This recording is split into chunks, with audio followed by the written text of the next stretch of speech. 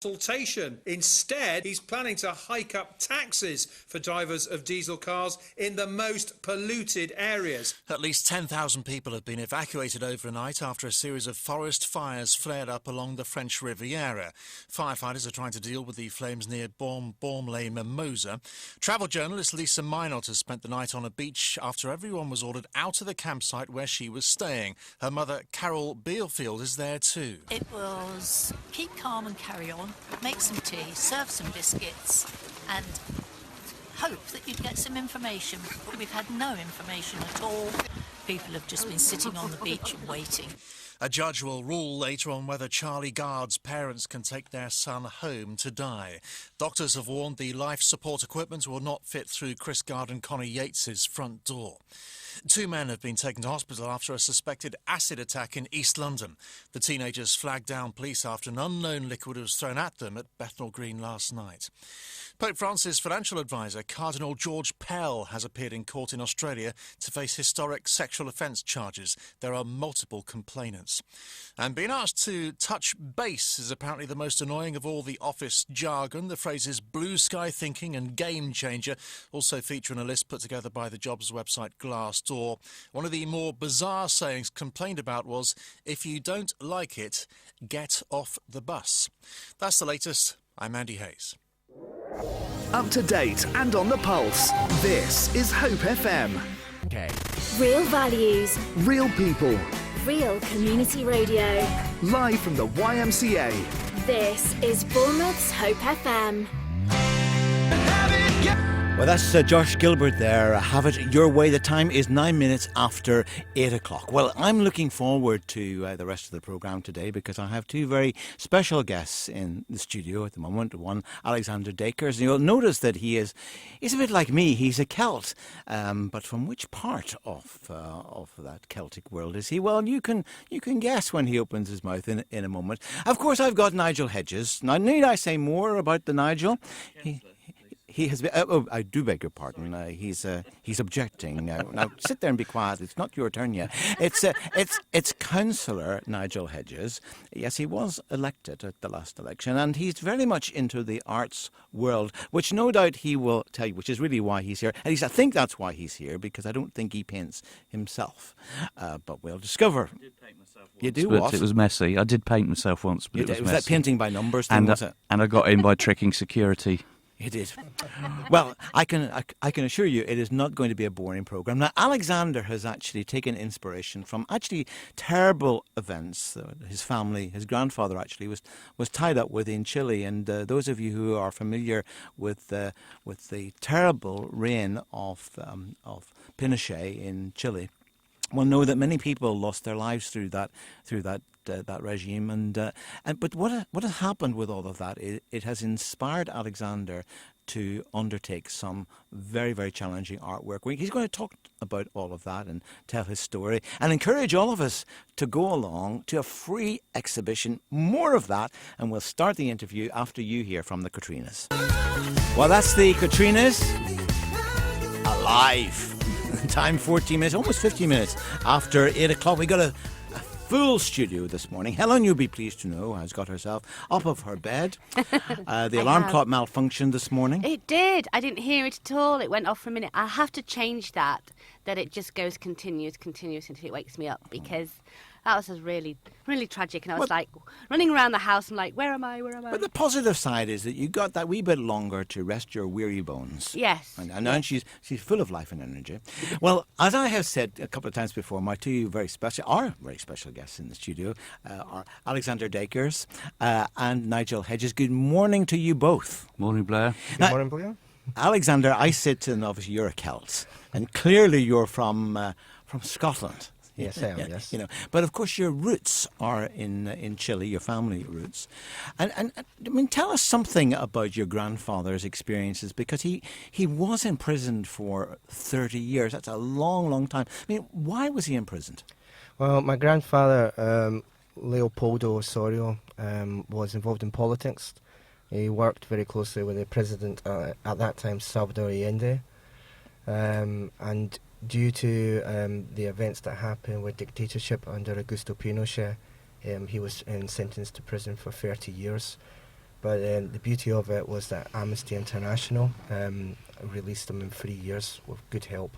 So our family owe them a great credit for the great job that they did. Did you ever get to meet your grandfather?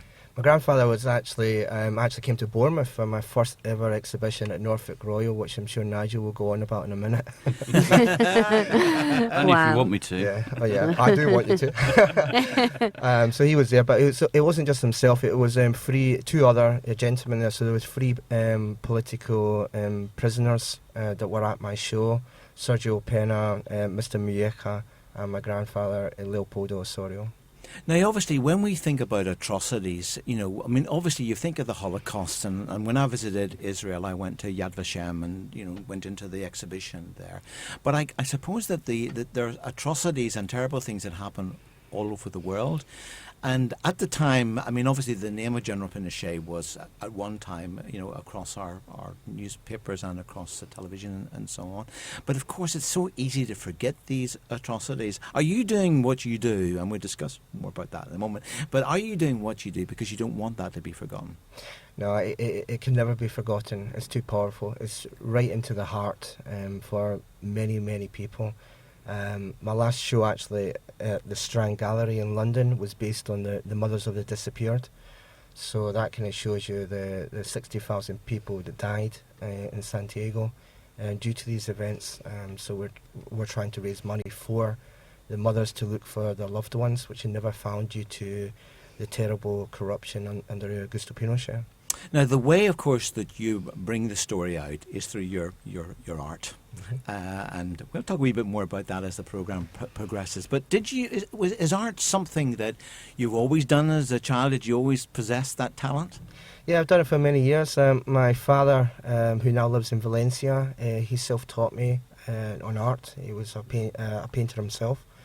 But then due to the school that I went to, my art teacher was fantastic, and it was actually the only subject I was actually good at.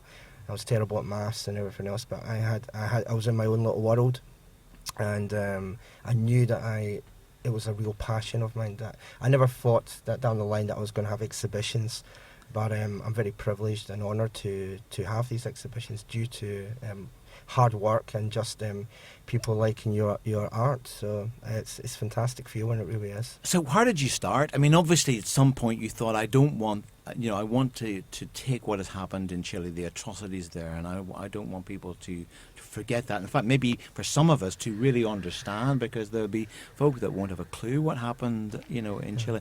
So what point did you do your first painting? Well, my first painting with the political work was based on the fact that I had this exhibition at the Norfolk Royal. Mayor of Bournemouth came, or the Mayoress at that time. I think it was 2013 it was. And I decided to do some giant pieces of the events that happened in Chile. So I had the mothers holding the stands saying, "Donde eres? Where are they? Where are our children?" I also had my grandfather, how he was today, going back to the cell that he actually was sentenced to 30 years. I also had a child's perspective of Santiago destroyed under the cope under the Santiago football stadium. So it was very powerful art. That's where there were 60,000 people in terms of genocide. Yeah, it was scattered everywhere, but they did a lot of assassinations in that stadium. So they were imprisoned in a giant football stadium, basically. That's what. And was this because the Pinochet thought that they were a threat to his regime? Yes, yeah. I think he just wanted to take complete control and overpower everyone. They even assassinated Salvador Allende. There's a lot of story that he killed himself, but that's not true, because my grandfather actually witnessed what happened in that, so I believe my grandfather stood to anything. Can you remember the first experience where you had a public unveiling of your work? So obviously you had this passion and a story to tell, and a very important story at that. But you talked then about the Royal Norfolk Hotel, and so the day comes and the work is unveiled. Now, it's not the sort of work that makes people generally feel comfortable, because it's not meant to do that. But what was the public reaction? Well, I think the public reaction to it was a shock. But all my political paintings in the Norfolk Royal were undercover. So they were released. The cover was taken off when I did my speech, and I think Nigel explained how that went. Was Nigel there? Yeah, Nigel's here. Yeah. Hello, Nigel. Were you shocked, Nigel? Why wake me? I was having a nice little dream there. Certainly, Alex is a friend. Before I got elected as a Bournemouth councillor, I was president of the Bournemouth Chamber of Trade for 5 years, and I was very keen to establish and expand specialist network groups like Green Knowledge Network, and what the second one we created was Art in Business. We've got a massive number of Bournemouth-based artists, and obviously having our business events at local hotels. I met Alex at the Norfolk, found out about his art, and then obviously seeing the way, you can't get a microphone out of my hand, because I'm a Gemini and, I need an audience. And I said, well, look, can I introduce, your first exhibition at the Norfolk? Rod Cooper was Had you seen Alex's work before that? I hadn't. And so I think that was the best way to do it, because it was a splendid, very large exhibition that covered the whole of the exhibition rooms at the Norfolk. And I mean, his art is one thing I always say at my speeches, and obviously we did the one at the Strand Gallery in London as well, which was really impressive. But you say that the thing I tend to say is art is all around you, and you may not know anything about art, but when you see it, you like it, or you don't like it. Like Made You Look, Made You Stare. We can look at it and go, I really don't like that, and move on. But that's the power of art. It's all around us. Everything's designed. And Alex's work is very varied, and certainly the materials he uses. So, not being unkind, Alex, but obviously your main body of exhibition was interesting because of its variety and all the mediums that you use and what have you. But obviously everybody was focused on these 5 covered huge canvases, and the tribute I would pay to the power of his art, and the fact that when people look at art, it really does make you stop and make you stare. And obviously people, when you take a cover off, there's polite applause and what have you. And as each canvas went on, the people were so engrossed by seeing the subject matter that they were, at the end, they completely forgot to clap, because they just saw the final piece. So. And what about yourself? I mean, when you first saw it, did it have an effect on you? Yeah, absolutely. It's a story that I knew of, but not the details. And like probably most of us, because of the general news. And let's not forget it, because, warnings from history sort of thing. But I have to say, when Alex explained his personal family story, and your grandfather was there, that was very moving. And I thought it was really fantastic that we had the Mayor of Bournemouth there, and the press, and the great and the good. And there were a lot of artists there from the Art and Business group, and you know how helpful other artists are, Alex. I wouldn't have done it like that. What is he on about there? The critics. Anyway, let's have some music. But I'm conscious of the fact that so many of you are in your cars and driving, and maybe we only have you for a short period of time. But can I just encourage you to go along and see this exhibition? It's called Sins of the World, and it's been held at the BIC between the 1st and the 8th of September. And in fact, the exhibition will then be moving to London, which we'll hear about a wee bit more later on. But sometime during the 1st to the 8th of September, if you put that in your diary and go along and support Alex, and you won't be disappointed. The exhibition is entirely free of charge, and no doubt Nigel will tell us something about the Arts Festival, which is going to be happening here in Bournemouth, and we'll focus on that as well. But anyway, for now, just put that date in your diary. What could be more appropriate than this particular track? Bridge Over Troubled. That's Julian Drive there, and Not My Fight. The time 25 minutes to 9 o'clock. And Helen and I are very pleased to have in the studio Alexander Dakers and Nigel Hedges. Both of you are talking to us about an amazing exhibition which is coming to the BIC. It's entitled Sins of the World, and it actually is highlighting the atrocities in Chile under the regime of General Pinochet. Alexander, obviously we've already said about the work, the exhibition was inspired by what happened, to your grandfather. But tell us a little bit more, exactly what did happen to him?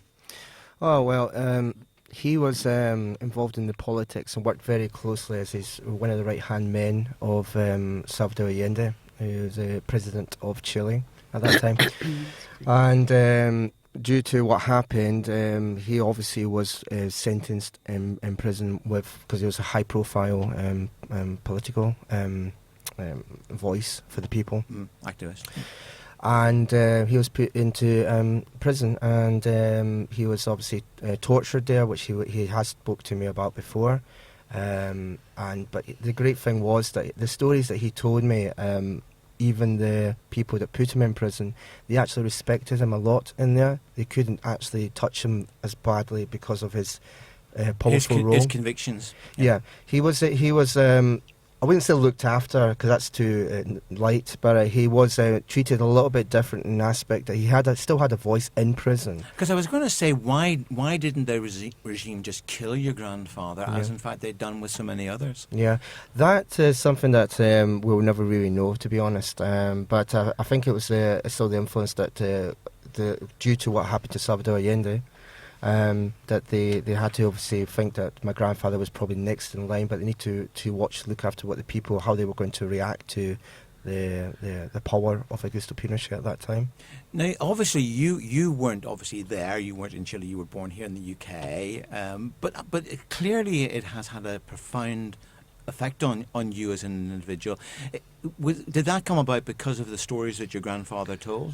Yeah, it has. I mean, I've researched quite a lot of it. Obviously, it's the main topic in my family. My whole family, my cousins and my brothers are exactly the same. We're very passionate about that, and we obviously have our opinion about it. But it was something that will never be forgotten by any of us due to the events. So through your work, what do you primarily hope to achieve? Awareness. I think that's the most. I think it's to look at what's happening around us, and also events that have happened like recently in Manchester and London. These things need to be addressed. We need to look at it and be careful about it. Try to get some world peace around everyone, but we can never forget the events, that especially as we were talking earlier about. Like 9/11 or any of those tragic events. Yeah, or Auschwitz, the concentration camp by the Germans. Things like that can never be forgotten. Obviously, you've managed to convince the BIC and to put your work on exhibition. How did you convince them? Nigel Hedges obviously helps. Oh, he did he? This was obviously before I became a councillor and got even more supportive of the council and the whole town's effort to bring more and more art into Bournemouth, like the Arts Festival by the Sea and what have you, which we've got coming up around the same time as Alex's exhibition. But certainly with our art in business group that we had with Bournemouth Chamber, knowing Peter Gunn, who's the managing director of BH Live. You had a word, did you, Nigel? I sort of nagged him, and then I nagged him some more. And I think the phrase "persistent little critter" was heard at one point.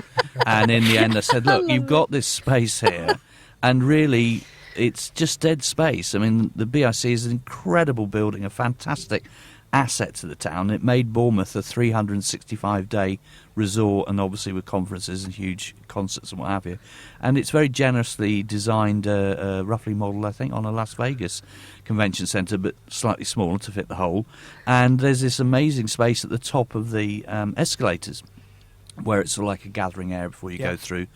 And they so much appreciated when we first started getting this Shards exhibition with our members there, that they put racking all the way round, and now they regularly invite very strong local artists like Miroslav Lukin, who did one of the lions for the Wild in Art exhibition that Bournemouth Council supported about 5-8 years ago.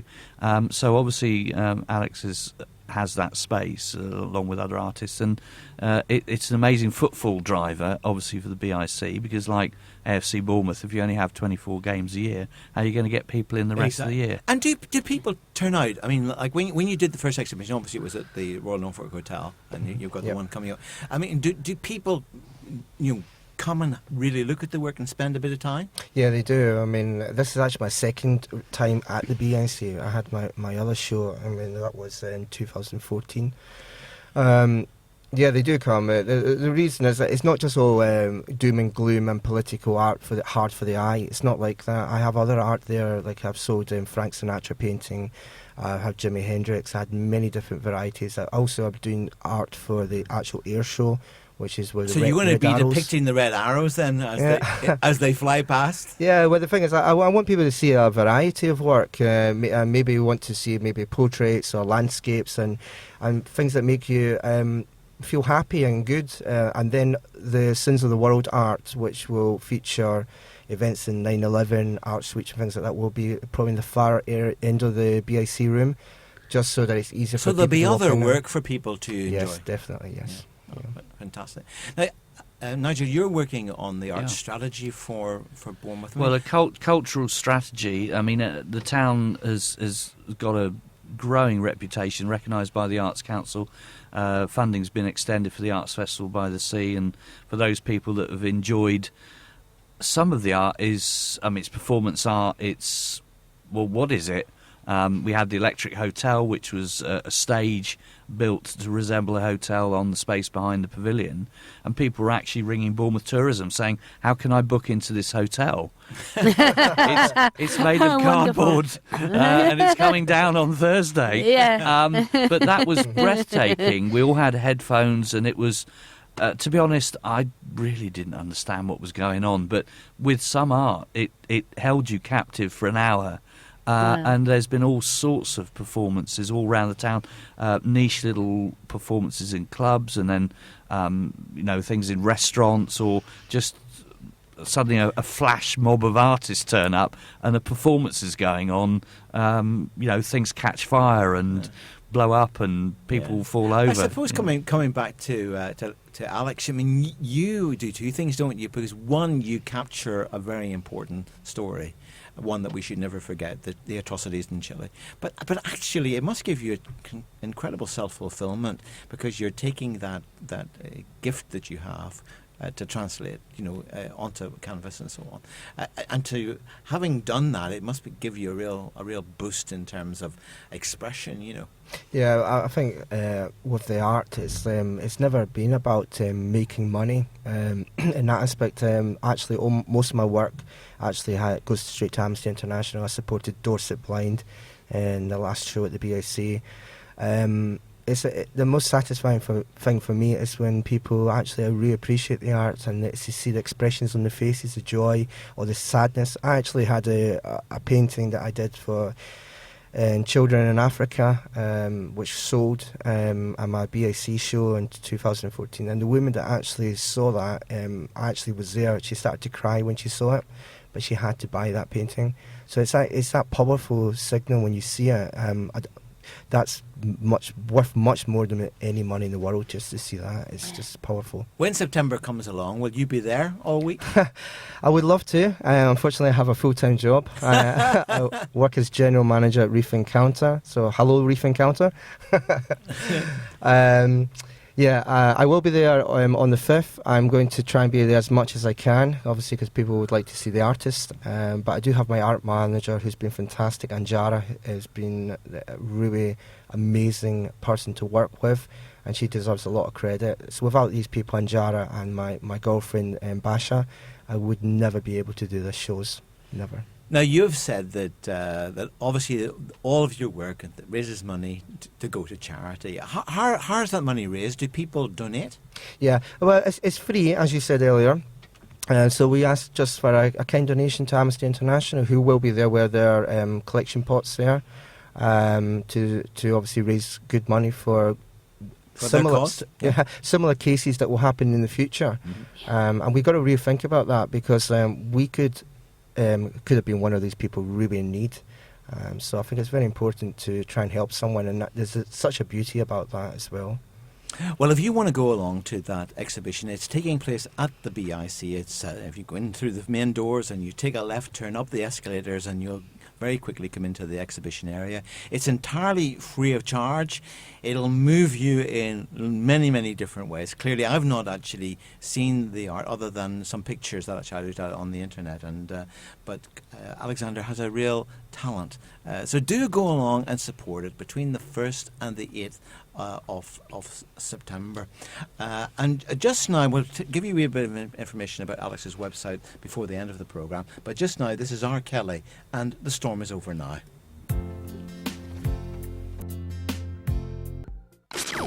Authentic community radio, broadcasting from the YMCA. This is 90.1 Hope FM. And hopefm.com. Now, if you wanted to have a look at some of Alexander's work and hear a little bit more about his story, then you can check it all out at his website. And his website address is www.zander, that's ZANDER, artwork.com. I'll give you that again in just a moment. But if they go to your website, Alex, what will they see? Well, as soon as you put it in there, the first thing you'll see is an image of myself with a paintbrush. not of Nigel with his little berry on then. He's going in there soon. And then it's a selection of my bibliography, galleries, exhibitions, live art, and a blog page that's on there. Now, I know that something quite different. You're going to be at the Air Festival as well. Yes. What will you be doing there? Well, the Air Festival obviously is going to be running around, I think it's the end of August through September. So I've done some air show art in there. So I've done like some of the pier fireworks, red arrows. So many little bits and bobs like that for people to see. And is that going to be in a tent or in the BIC or what? No, it'll be in the BIC actually ready. It's just a few paintings for the red art for the air show. So it'll be at the BIC for everyone to see. And as I said, it's free for everyone. So I'm on this radio station, I'm inviting everybody. Bring whoever you want and enjoy the show. Oh, fantastic. Well, Helen and I will definitely be there, won't we, Helen? Oh, yes, absolutely. Just tell me that email, or not email, the website address. It's www. Yeah. Zander, that is, Zander, ZANDER, artwork.com. Yeah. And we shall definitely go along, Helen, shan't we? Definitely, yes. Yes, I like to see different things and different pictures and actual pictures that you can see. Do you know what I mean? Not just blobs of things. Because that, you know. Indeed, you're talking more Tate than Tate Modern then. Yeah. Now, when Nigel Hedges has his exhibition, of stickmen and other such things, I mean, if you were a painter... Not that you are. If you were, what would I've done most of the windows in my house. Have you? Yes, have you really? With a brush. So, well, you're all sealed in. Brush, yeah. I found it was much easier with a brush after the first few windows. Yeah. Oh my goodness! Oh my goodness! Oh dear! Well, look, thank you both for joining us on the programme. Alexander, wish you real success. With your exhibition, and don't forget, once again, it's the 1st to the 8th of September at the BIC. Go through the main doors, turn left, up the escalator, and you'll be into that work. And hopefully in future days we might be able to... Well, certainly we'll have you back on again, Alex. I'm not sure about the other fella. I'm banned. No. You're barred. We'll have them both on. Anyway, but for now, from me, Blair Crawford. And me, Helen Potter. It's goodbye. Goodbye. God bless. The Destinations programme coming up next, taking us up to the news. We have Mr. Chris Eaton with Dare. Hour, up to date and on the pulse. The national and international news. This is Hope FM. From the Sky News Centre at 9. At least 10,000 people have been evacuated overnight after a new wildfire caught light in the south of France. Hundreds of firefighters were already battling massive forest blazes in the area. Lisa Minot has spent the night on the beach at Bourne-les-Mimosas after being told to leave a campsite and says high winds are making things worse. We have a mistral here in the south of France at the moment, and the gusts will be up to 90 miles an hour, and it's been really quite difficult.